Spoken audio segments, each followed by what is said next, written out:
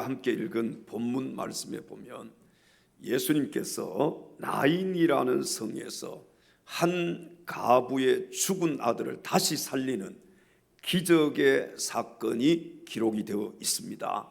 그 아들은 어떤 가부의 독자였다고 했습니다. 그러니까 뭐예요? 하나밖에 없는 외아들이었다는 것이죠. 이 나인성 가부의 유일한 소망이었지 않겠습니까? 그렇잖아요. 뭐 아들이 여러 명도 아니고 딸이 있는 것도 독자이니까 그냥 이 나인성 가부는요 아마 이 아들만 바라보고 살았을 것입니다. 그러니까 이 죽은 아들은 나인성 이 가부의 유일한 소망이었다. 그런데 이 아들의 죽음은요 문자 그대로 아주 절망이었습니다. 왜?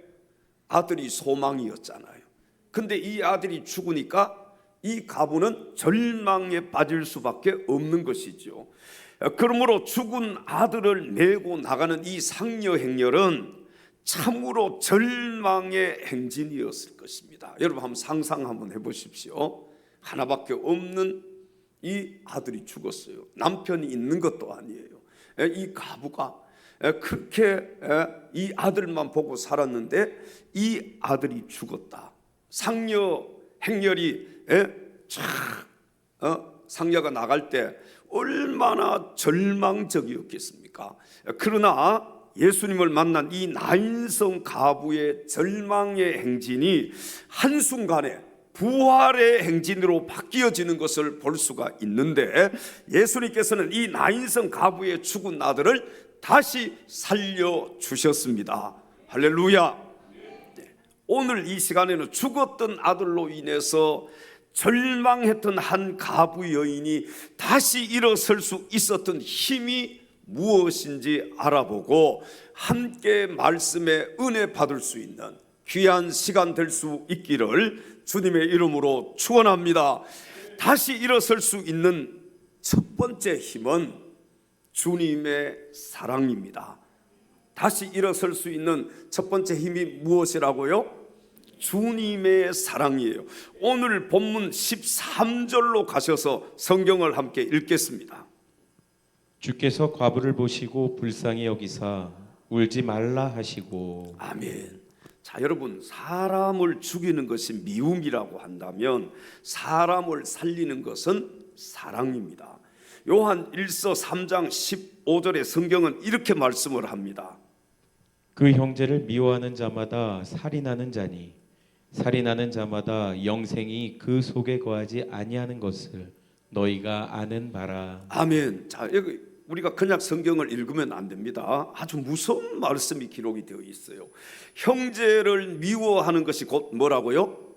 살인이라고 성경은 우리에게 가르쳐주고 있습니다. 야, 형제를 내가 미워하는데 그것이 살인이라고 성경은 말씀을 하고 있는 거예요. 여러분, 이 미움은요 이웃과 자신을 함께 죽이는 살인 도구와도 같은 것입니다. 그러니까 눈에 안 보여요. 어떤 뭐 이 칼이 아니고 총이 아니고 어떤 뭐 몽둥이가 아니에요. 그럼에도 불구하고 눈에는 보이지 않지만 이 미움은 이웃도 죽이고 나도 죽이는 살인 도구와 같은 것이다. 동의하시면 다시 한번 아멘 하십시다. 여러분, 얼마나 많은 사람들이 미움으로 자신과 이웃을 파괴해 왔습니까? 그러므로 이 미움은요 독과도 같은 거예요. 우리가 독이 든 물을 마시면 어떻게 됩니까? 죽잖아요. 예전에 보면은 이 시골에서 음료수에다가 요구르트 같은 데다가 뭘 탔어요? 농약을 타고 그렇게 했잖아요. 왜 그랬을까 한번 생각해 보세요. 왜 이웃의 그 냉장고에 있는 뭐 음료수에다가 이 농약을 탔을까? 왜 그랬을까요? 이웃을 그 사람이 미워했기 때문에 그런 거예요.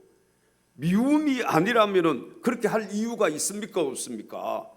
어떤 이유에서든지 그를 미워하니까 요구르트에다가 아니면 뭐 농약을 우유 같은 데다가 이렇게 타서 사람을 죽이는 것이잖아요. 그러니까 여러분, 미움은 뭐와 같은 것이다? 살인 도구와 같은 것이고 독과 같은 것이다. 마음의 독이 우리 안에 우리 안에 이 마음 속에요, 독이 퍼지기 시작하면 우리가 그냥 독을 마시면 육체가 죽잖아요. 육체가 괴롭잖아요. 그런데 우리 이 마음 속에도요, 독이 퍼지기 시작하면은 어떻게 되겠습니까? 우리 마음이 괴롭고 견딜 수가 없고, 육신이 독을 마셨을 때 막 얼마나 괴롭겠습니까? 그런데 우리 안에 이 미움의 독이 퍼지기 시작하면은요, 어떻게 되느냐? 우리의 신경 체계를 파괴해 버린다고 합니다. 그러니까 이 신경 체계를 파괴해 버리니까 이 미움이 우리 안에 들어오면은 제정신이 아닌 거예요. 그러니까 농약도 타는 것이고요. 뭐 이 미움 때문에 살인을 하고 그런 일들이 여러분 뉴스에도 우리가 많이 볼 수가 있잖아요. 자, 그러나 반대로 사랑은 죽이고 파괴하는 것이 아니라 세우고 살리는 것임을 믿으시기 바랍니다. 미움은 죽이는 거예요. 독과 같은 거예요. 살인 도구와 같은 거예요. 그러나 사랑은요, 사람을 세우고 사람을 살리는 힘이 있다는 사실입니다. 오늘 본문에 무엇이 나인성 가부의 죽은 아들을 살려냈을까요? 그것은 바로 주님의 사랑입니다. 오늘 본문 13절 상반절로 가서 다시 한번 말씀을 보십시오. 주께서 과부를 보시고 불쌍히 여기사. 아멘. 주님께서요, 이 외아들을 잃어버린 가부를 보시고 어떻게 여기셨다? 불쌍히 여기셨다는 거예요. 여기 가부를 보시던 예수님의 눈이 어떤 눈이었을까요? 사랑의 눈이에요. 맞아요. 사랑의 눈, 긍휼의 눈인 거예요. 아, 불쌍하다. 사랑의 눈으로, 긍휼의 눈으로 이 가부를 바라본 것입니다. 여러분, 우리의 이웃들을 바라볼 때, 지체들을 바라볼 때 이 사랑의 눈으로 바라볼 수 있기를 바랍니다. 긍휼의 눈으로 바라볼 수 있기를 바랍니다. 어떤 심리학자가요, 두 개의 화분에 같은 종류의 하초를 심었다 그래요. 그리고 이 화분을 놓아두고 같은 조건에서 그가 이 화분과 화분에 있는 하초를요 자세히 관찰을 하기 시작한 거예요. 그러면서 어떻게 했느냐? 한 화분에는요 사랑의 눈길을 주는 것입니다. 이 화분에다 사랑의 말을 하는 거예요. 그리고 한 화분은 어떤 눈길로? 미움의 눈길을 주는 거예요.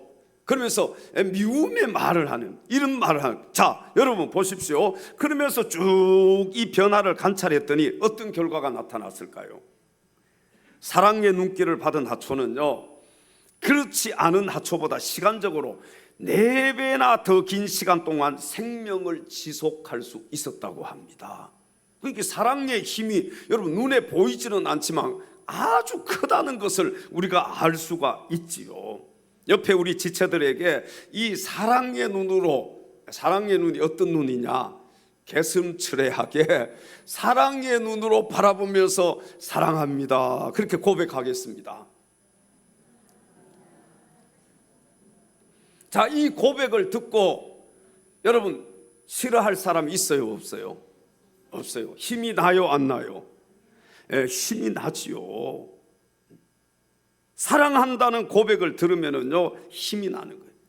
주님이 나를 사랑하신다는 그 사실을 알면은요 내가 다시 힘을 얻을 수 있는 거예요. 여러분, 사람은 나를 미워할 수 있어도 주님은요 절대로 나를 미워하시지 않아요.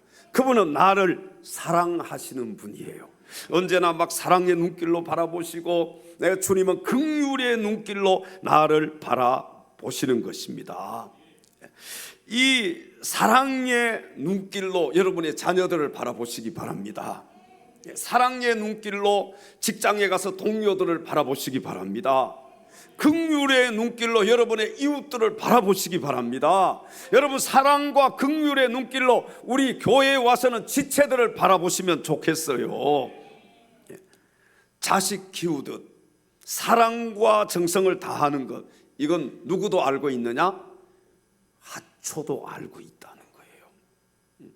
사랑을 다하고 정성을 다하고, 이런 것을 하초가 잘 알고 있다는 것이죠. 저희 이제 여러분 시간 나면은요, 식사하시고 여기 옥상 우리 텃밭이 있습니다. 옥상 텃밭이 많아요. 굉장히 많은 것을 심었어요. 거기서 뭐 상추도 따먹고 고추도 따먹고 따먹었어요. 지금 가보시면은 많이 자랐고, 제가 두릅도 거기에다 심어놨는데 두릅은 한 3분의 1 정도는 죽은 것 같아요. 그래도 나머지는 살았어요. 또 더덕도 심어놨습니다. 혹시 또 더덕 해갈라. 농장의 이 문지기를 지켜야 될 것 같아요. 세워가지고 더덕이 얼마나 자랐는지 막 줄기를 이렇게 나무를 타고 올라갔어요. 이 옥상 텃밭에 여러분 농장주는 누구냐? 우리 사모예요. 저는 부농장주입니다.